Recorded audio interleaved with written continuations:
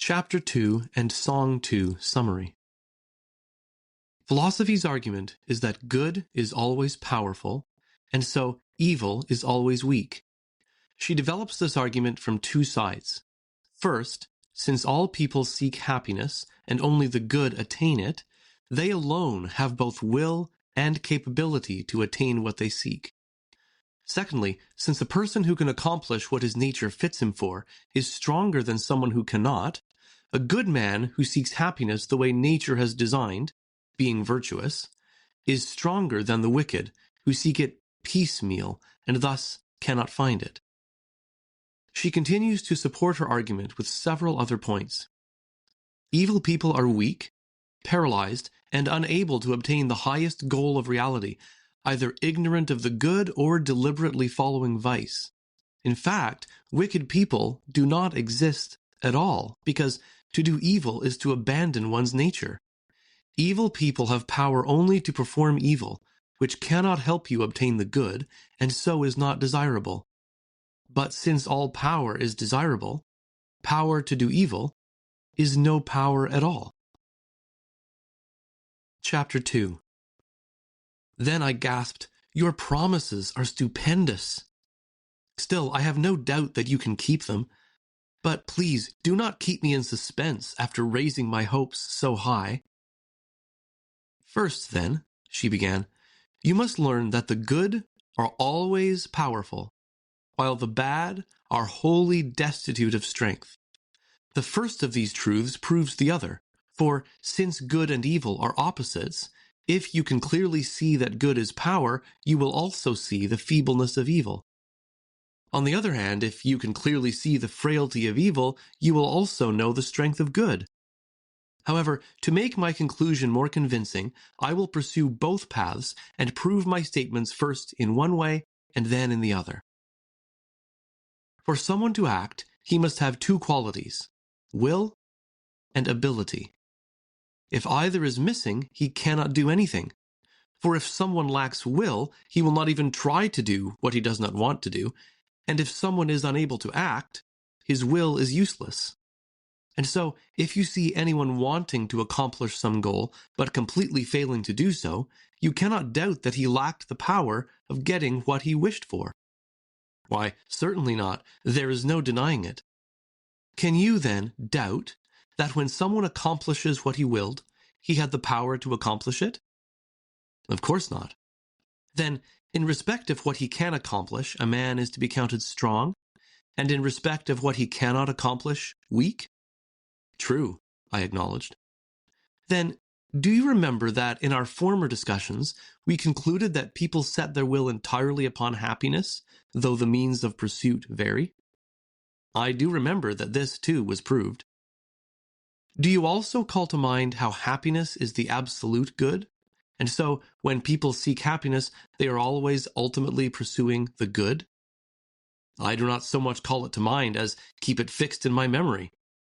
Then, all people, good and bad alike, with one indistinguishable purpose, strive to reach good? Yes, that follows. But it is certain that by the attainment of good, people become good? It is. Then, do the good attain their object? It seems so. But if the bad were to attain the good that is their object, they could not be bad? No. Then, since both seek good, but while the one attains it and the other does not, can you doubt that the good are invested with power, while the bad are weak?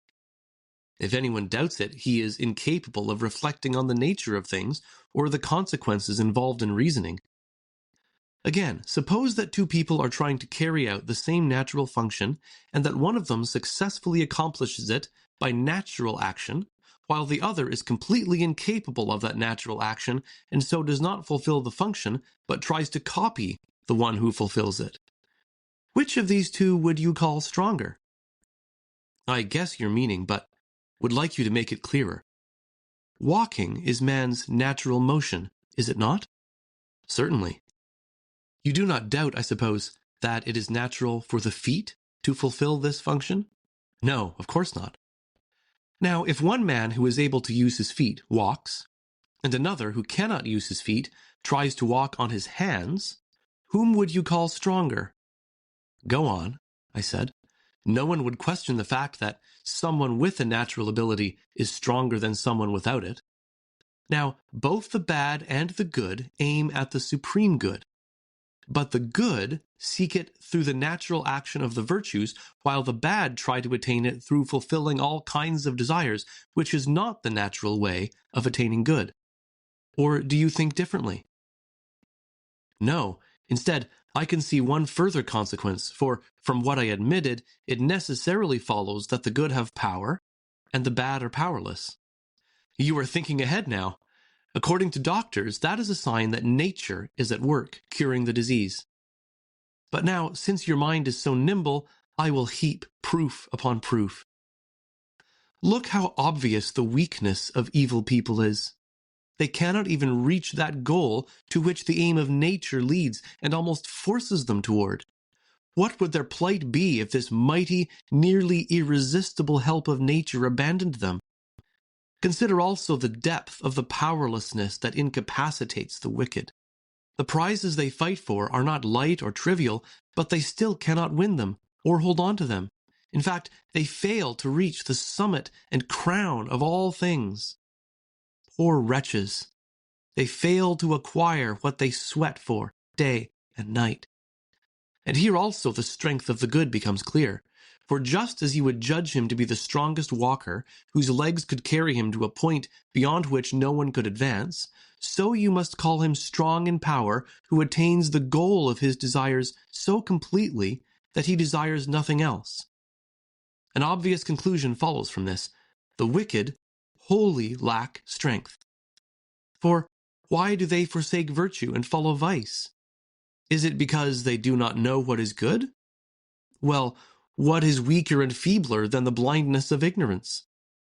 Do they know what they ought to follow, but deceptive desires steer them off the path? If so, they are still weak because they lack self-control, for they cannot fight against vice. Or do they knowingly and willfully forsake the good and turn aside to vice?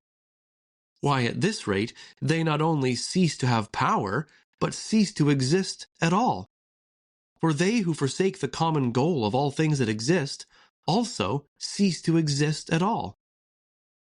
Now, to some it may seem strange that we should assert that the bad, who make up the greatest percentage of humanity, do not exist. But that is the truth. I do not indeed deny that the bad are bad, but I deny that they are, in an unqualified and absolute sense. Just as we call a corpse a dead person, but cannot call it simply a person, so I would allow that the wicked are bad, but not that they are absolutely. Something only is that maintains its place and keeps its nature. Whatever falls away from this forsakes the existence that is essential to its nature. But, you will object, the bad have some ability. I do not want to deny it. But their ability does not come from strength, but from weakness. For their ability is to do evil, while if they could have continued doing good, they would not do anything evil. So this ability of theirs demonstrates their complete lack of power. For if, as we concluded just now, evil is nothing, clearly the wicked can do nothing, since they are only able to do evil. That is obvious. And to help you understand the precise force of this power, we determined, did we not, a little while ago, that nothing has more power than supreme good? We did, I agreed. But that same highest good cannot do evil? Certainly not. Is there anyone then who thinks that people are omnipotent? Only a madman. Yet people can do evil?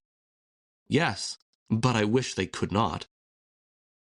Since then, he who can do only good is omnipotent, while he who can do evil is not omnipotent, clearly they who can do evil have less power.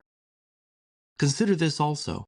We have shown that all power is something desirable, and that all desirable things relate to the good as to the summit of their nature.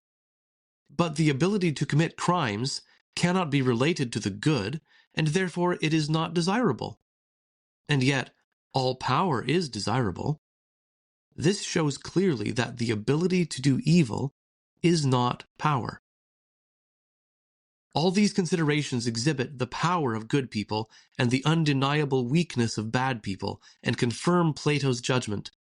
Only the wise can do what they want, while the wicked follow their own heart's desires, but cannot accomplish what they want. For they go willfully on, imagining that the paths of various pleasures lead to the good they desire, but they never reach it, since shameful deeds do not lead to happiness. Song 2. The Bondage of Passion. When high enthroned the monarch sits, resplendent in the pride of purple robes, while flashing steel guards him on every side, when deadly terrors on his brow with frowning menace glower, and passion shakes his furious frame, how dreadful seems his power! But if the royal robes of state from such a one you tear, you'll see what weighty, secret chains this lord of earth must wear. Lust's poison festers. Through his mind blind rage its tempest sprays.